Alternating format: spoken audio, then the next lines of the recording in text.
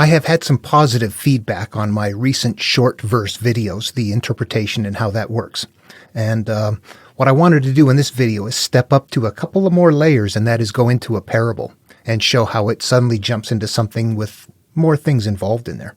My name is Dan Paulson. Welcome to the channel. And I'll post I'll post links below to the first videos that led up to here, all the short interpretation videos. And again, this one I'm going to do on parables.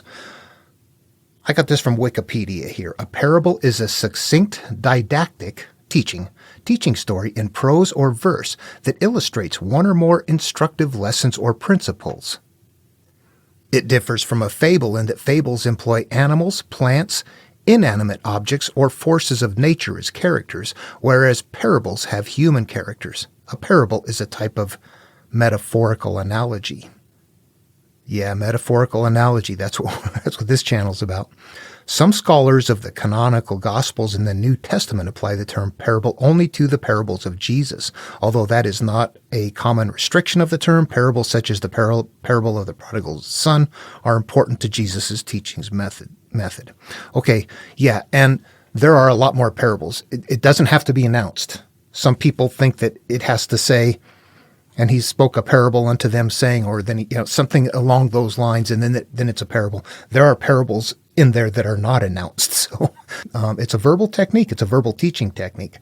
And when one is interpreting the verse, they realize what the parables are. I want to explain what I'm doing with this real quick. I play it out in my mind, and I want people to know how I got here. It was an experiment over years. Originally, long ago, my simplest understanding is that karma is cause and effect, and so is the measure you mete unto others will be meted likewise unto you, based on the way you judge them. I began to realize that both of those are cause and effect, just held in different ways, and that somehow it managed to work in my mind, and I kept picking at that, and spiritual and religious material, and one day I just went, what if every bit of this is supposed to be interpreted, and it plays out in my mind? Every bit of the story, none of it is outward looking, every bit of it. If some of it has to be interpreted, why not? How do you know what to interpret and what not to? I decided, man, just go 100% and see what happens. That's where I got here. It just kept working through and through until I realized, okay, yeah, all of these stories are based on the way the human works, the way the human psyche is. They're self-healing stories. And that is how I approached interpreting the parable. So as we move into this, you will understand what I'm doing and why. All right, let's get started. What I'm going to do is, like I did with my short verse stuff, I create my own verses to show how it works, to reverse engineer it. Let's do the same thing here with a parable. I'm going to make a very simple parable to show how we're nesting an idea in something that is more than a one-liner. Okay, I'm going to use an example that somebody has come up to me and is telling me about their religion, and they're telling me, you need to believe this. And I let that person know, yeah, I've studied that. I know everything you believe. I've also studied this. I've studied that. I've studied other things. And the person is like, yeah, that stuff is a waste. All you need is this right here. This is all you should be doing right here. This is it. That other stuff is wrong. It's demonic. It's evil. You're not supposed to look at it. Meanwhile, you have went and looked and you realize it's not demonic. It's not evil. It's different. I can make my own decisions. At some point, you're looking at this person going, my gosh, they just don't see enough. You have this large scope of awareness that you're working with. They have an incredibly limited one. They don't see that, though. Okay, so the parable is this. The foolish man was angry that others would not partake of his cup that runneth over. The others wished he would upgrade to a barrel like them. Okay, you see how that's holding something. And in this case, you'll see that there's a barrel and a cup. It's actually holding a couple of things in there. I am the cup, or I am the barrel. What I have runneth over. I have so much it's running over. However, you can look at that and go, you know what? There's a lot more out there. Why is your cup running over? Is that all you can manage? That's how it works through like that. When you bring it to the psyche. Okay, now here's another one. Edification, eating, consuming, learning. I post videos up of what I'm finding, of what I'm discovering, of what I am theorizing and interacting with. It's new. Nobody else is doing it. But once in a while, somebody will jump on here, look at something, and then, let me know that they don't like what I'm doing, that I'm wrong, all kinds of stuff. Meanwhile, you're finding something that they can't see. Okay, so if I wanted to make a teaching parable about that very thing, what I could do is say that this is like YouTube is a big, huge global fair with all kinds of restaurants, free buffets. You go in, you help yourself. Not all are free. Sometimes you have to pay for things, but there's a lot of free stuff out there. You go in and sample somebody's, what do you got there?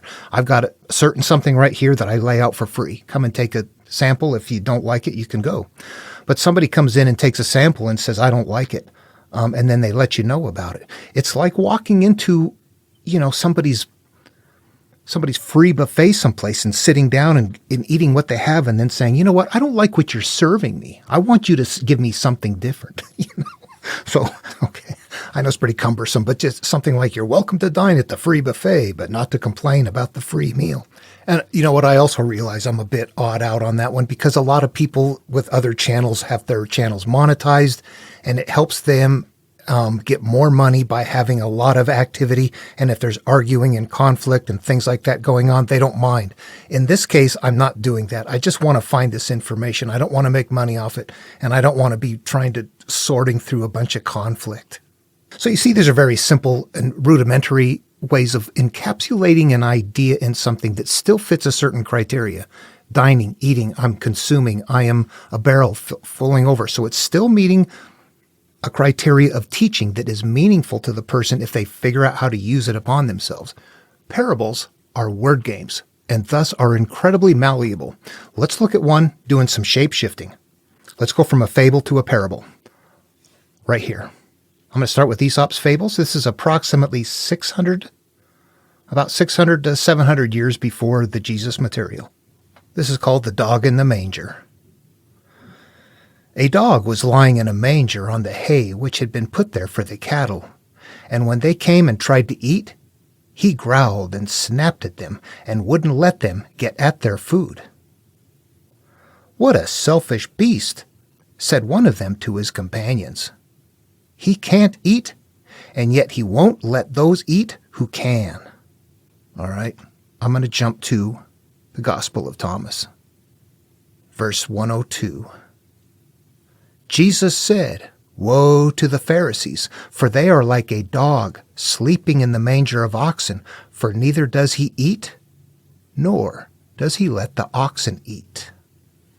Okay, do you see how that morphed? All they had to do was say a Pharisee is like, and there it is. So you see the malleability of it. And if we were to just really kind of loosely look at this, the idea is, of course, that the cows want to eat, but the dog is on their food. So the dog isn't eating anything, and the cows can't eat either. So, that's a strange kind of a thing. Now, if I went back to the Gospel of Thomas verse and look at a few things here, I'm going to identify Jesus as who is on the path, the called person. Woe to the Pharisees. What do the Pharisees represent? It could be something in my psyche, but what would that be? But like a dog sleeping in the manger of oxen, for neither does he eat. So this one does not play out in the psyche. When you have one like this, what this one is telling you is it's right in your immediate area, though, how you're affected by it. So the eating is what? Learning in the spiritual world. We are consuming knowledge. We want to know what is there. We want to know the truth. We're heading for inner peace. And we want righteousness, the absolute truth, to get there. And what we have as we look at the religion itself is that there are two layers. There's a carrying case. There's an ark. There is a group of people standing, many called, outside the narrow gate. There are people who believe in the religion in all manner of ways, not understanding that there is a core spiritual teaching, that once you turn it inward and identify that there is a inner path to inner peace. So, do they know that? Pharisees, for they are like a dog sleeping in the manger of oxen, for neither does he eat, nor does he let the oxen eat. Who learns about the template? Do you learn about it in church? No, you learn on your own. Without hesitation, let's move right to verse 39. Jesus said, "The Pharisees and the scribes have taken the keys to knowledge and hid them. They themselves have not entered, nor have they allowed to enter those who wish to." Does that sound suddenly like, oh yeah, I see what that is. They're reworking the verses. They're changing up the analogs, teaching the same lessons, but varying it up a little bit. The Pharisees and the scribes this time, everybody that's teaching it, have taken the keys to knowledge. They don't know that there's something there and hid them. That implies that it was done intentionally, but I don't believe that's true. I think those are analogous. I have never met one Christian in my life that said, if you turn these verses inward, you will find a self-healing path in them. Not one. They themselves have not entered, nor have they allowed to enter those who wish to. People that are looking for salvation are waiting for what? Do you see how the verses begin to work? All right, what I'm doing is putting these side by side for analysis. Let's pick another one here. Gospel of Thomas, verse 37. His disciples said, "When will you be revealed to us, and when shall we see you?" Jesus said, "When you disrobe without being ashamed, and take up your garments and place them under your feet like little children and tread on them, then you will see the Son of the Living One, and you will not be afraid." Contrast with verse 21.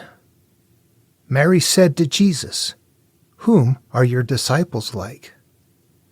He said, "They are like children who have settled in a field which is not theirs. When the owners of the field come, they will say, 'Let us have back our field.' They undress in their presence in order to let them have back their field and to give it back to them."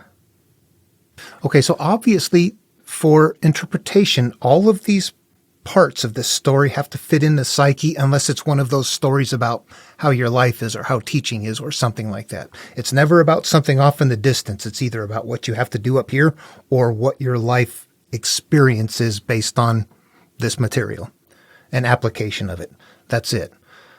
Okay, so we have to identify some things, and there's always going to be component parts of us that are qualities. And in this case, that's what the disciples represent in this work. And in Christian works, the disciples that you're taking on the journey represent qualities, even down to your doubts.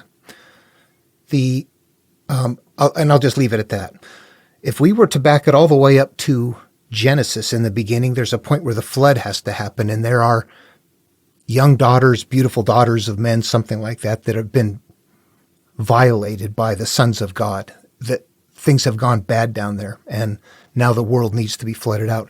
That represented our early qualities, our open-mindedness, our joy, our love, peace, things that later were like, now I'm shut down, I'm hurt, I have pain. We have had issues happen. So what has happened is that our young daughters got violated at some point, which represents the idea that our qualities, our childhood qualities, got lost along the way, and now we're hurt. We've lost those. The disciples are different analogs that nevertheless represent the same thing. A field is a place up here. Okay, let's go back and read this again and see if we can make any sense out of it. The disciples said, "My qualities, when will you be revealed to us, and when will we see you? When are my inner qualities going to see my consciousness?" And I tell them, when you disrobe, what is disrobing? Remember, Adam and Eve put clothes on at sin without being ashamed. Shame is what we cover ourselves with. So we are covered in shame. When you can take off your shame and take those up and put them under your feet and tread on them, so you are now standing over what once you covered yourself with, that shame. Then you will see the Son of the Living One, and you will not be afraid. That is when you make the interconnection. The idea here is to unclothe, to disrobe yourself and to put them under your feet. And this is the disciples asking Jesus, asking the called one, when are we going to connect up? And he says, yeah, when the shame is gone. Mary said to Jesus, "Whom are your disciples like?" So from an outside source, we're being asked, what are these qualities like? And the response is, they are like children who have settled in a field which is not theirs. So we've gone into life, and we're now experiencing life that we don't want. We were children in the beginning, but now we're someplace we don't like in life. When the owners of the field come, the owners of the field is us. We are not Jesus this time. We're the owners of the field. We want it back. They will say, "Let us have back our field." They undress in in their presence in order to let them have back their field and to give it back to them. So again, they have to undress. That's taking off whatever there is, but it is in their presence, which means we are turning and looking at ourselves and doing it.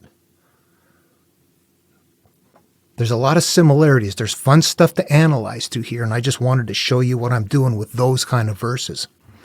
They link up. There's links in, they're all over the place. I got to keep the video short. I could go on and on and on and on. I do. Okay. Hope this was fun. We've got a Discord server up. If anybody's interested, I'll post links below. Questions, comments. Please like and subscribe if you enjoyed the video, and I'll see you in the next one.